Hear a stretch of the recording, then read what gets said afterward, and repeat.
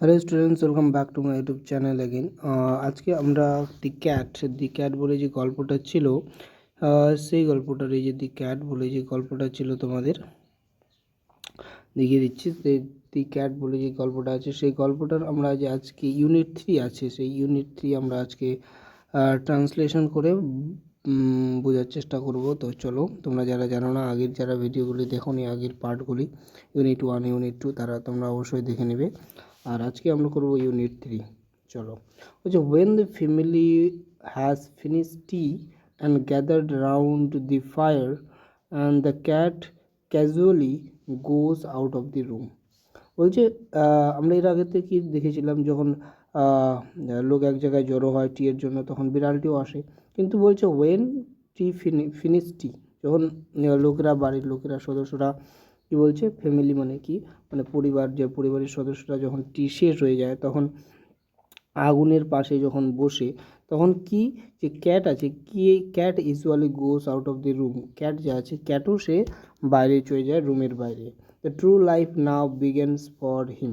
বলছে এখন সত্যিকারের জীবন, আসল জীবন শুরু হয়, বিড়ালের আসল জীবন শুরু হয়।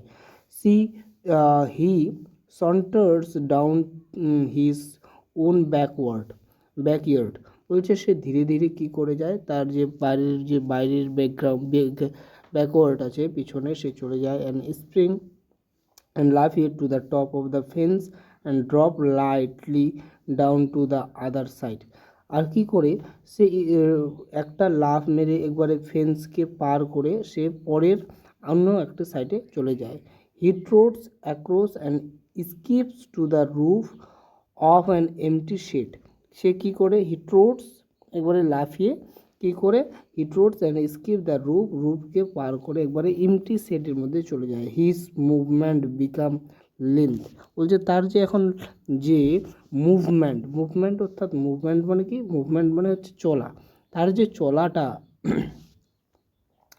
কি হয়ে যায় এখন, তার যে চলা, সেই চলাটা কি হয়ে যায় এখন, লেন্থ হয়ে যায়, মানে খুব, মানে ভয়ঙ্কর হয়ে যায়। ঠিক আছে, হিজ বলছে his length become length and panther like. তার যে প্যান্থারের মতো, মানে চিতার মতো তার চলার ভানটা হয়ে যায়। হি লুকস কিনলি সাইড টু সাইড। সে তার আশেপাশে দেখে।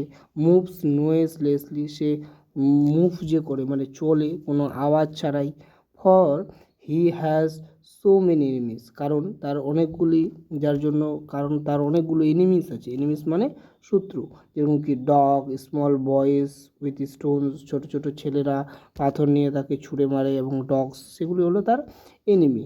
ওকে, তার নেক্সট হচ্ছে on the top of shed. বলছে শেডের উপরে, ছাদের উপরে, বলছে কি করে, যেখানে সেট করতে মানে ছাদের যেখানে ঢালটা আছে, সেই ঢালের উপরে, the cat across his back and rags his claws once and twice through the soft bark of the old roof. বলছে কি সেই ওল্ড রুফের উপরে, ছাদের উপরে, সেখানে শেডের মধ্যে কি করে, তার যে বডি আছে, সে তার যে ক্লগুলো আছে, নখগুলোকে সে বের করে, সেই চাখালো ধারালো নখগুলোকে বার করে, দুই একবার করে তার বের করে, সেখানে সে তার বডিটাকে একবারে ধনুকের মতো করে। He stretch himself few times to see. সে তার নিজেকে স্ট্রেচ করে, মানে যেরকম আমরা স্ট্রেচ করে বডিকে, সেভাবে। If every muscles is in full work order. তার প্রত্যেকটা মাসেলস যা আছে সেগুলো ঠিকমতো কাজ করছে কিনা দেখে। দেন ড্রপিং হিজ হেড। তার হেডটাকে নিচু করে, নিয়ারলি হিজ ক্লস, তার নখের দিকে। তোমরা দেখে পাচ্ছ ছবির মধ্যে কীভাবে সে ভান করে আছে, ঠিক এরকমই বলছে। হি sends across A call to কিন্ড্রেন। সে তার যে আশেপাশের যে শত্রু, তাদেরকে কল করে, মানে ডাকে, যে বলে যে সে এখন, নিজেকে বলে যে সে এখন প্রস্তুত আছে আর কি ফাইটের জন্য।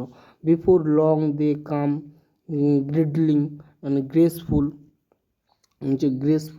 তোমরা দেখতে পাচ্ছ চিত্রের মধ্যে কীভাবে সে করেছে।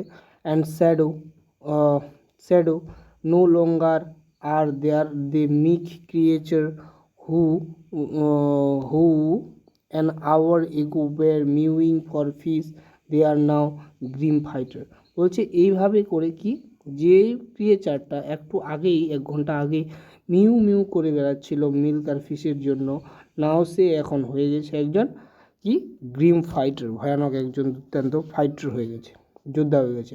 নাও you think, just think how much more he gets out of his life and you do not of yours, and the sports they have to, as they get older they go in for sports to the stubborn backward। বলছে এখন তুমি ভাবো how much more he gets out of you, সে কীভাবে তার জীবন থেকে আলাদা হয়ে যায় and then you do out of yours, যেরকম then you do out of yours ও ইউর্স যেরকম তুমি হও, and the sports they have, তাদের মধ্যে তাদের স্পোর্টস আছে, খেলা আছে, অ্যাজ দে গেট ওল্ডার, তারা যখন একটু ওল্ডার হয়ে যায়, বৃদ্ধ হয়ে যায়, দে গো ফর স্পোর্টস, তারা স্পোর্টসের জন্য যায়, টু দ্য সাবার্ন ব্যাকওয়ার্ড, তারা সাবার্ন ব্যাকওয়ার্ডে যে পিছনে আছে সেখানে চলে যায়, দিস ব্যাক ইয়ার্ড দ্যাট ডাল টু আস, যে ব্যাক ইয়ার্ডটা পিছনটা আমাদের পক্ষে কী ছিল,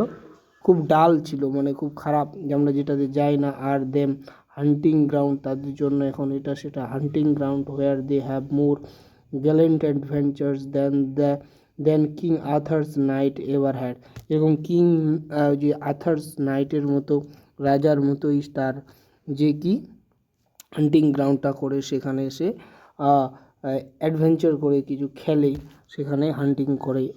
বলছে ইট ইজ অলওয়েজ স্পোকেন, বলছে এটা বলা হয়, সবসময় বলা হয়, as a reports again cats, যে ক্যাটের সম্পর্কে বলা হয় যে কি করে তারা মানে এটা দোষারোপ করা হয় যে ক্যাটকে বলা হয় spoken approach against the cat that they are more fond of their home.